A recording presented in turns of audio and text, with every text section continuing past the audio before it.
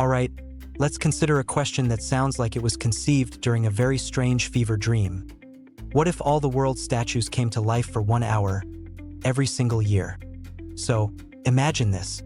On a random Tuesday at 3 p.m. Greenwich Mean Time, suddenly, the Lincoln Memorial gets up and stretches.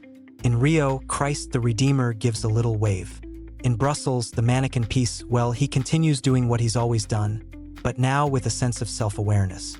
The first time this happens, it would be pure, unadulterated global chaos. It's one thing to see a pigeon land on a statue's head. It's another thing to see the statue get annoyed and shoo it away. But after the initial panic, my mind immediately goes to the physics of the situation. Let's talk about movement. Most statues are made of bronze or stone. A block of marble, for example, isn't known for its flexibility.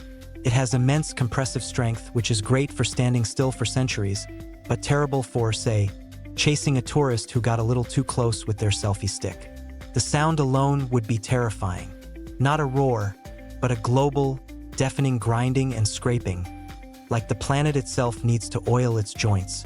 Every movement would be a geological event, shedding dust and gravel.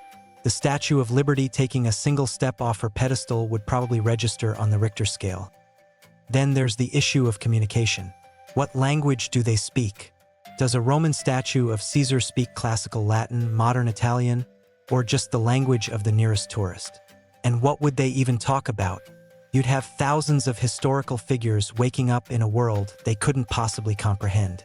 Imagine the statue of a medieval king seeing a smartphone. He'd either think it was powerful magic or a very disappointing rock. The thinker would finally open his mouth and probably just ask for some quiet. After a century of people posing next to him, you couldn't blame him. But this is where it gets truly complicated.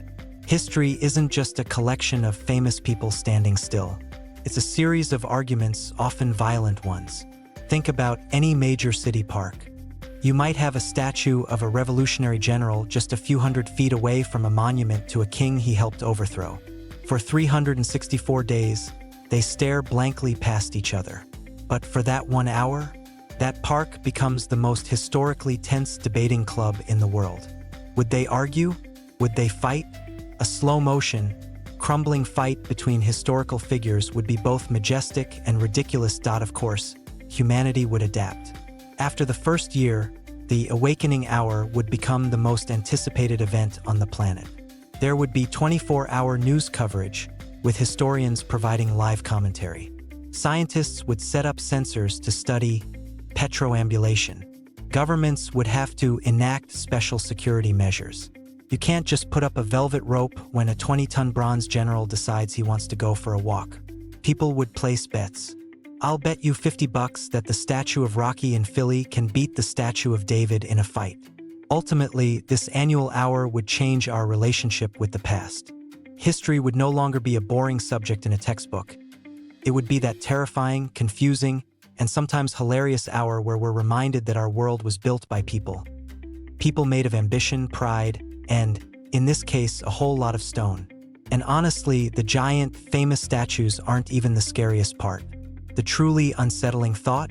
Thousands upon thousands of creepy little garden gnomes, all suddenly on the move. That's a horror movie I don't want to see.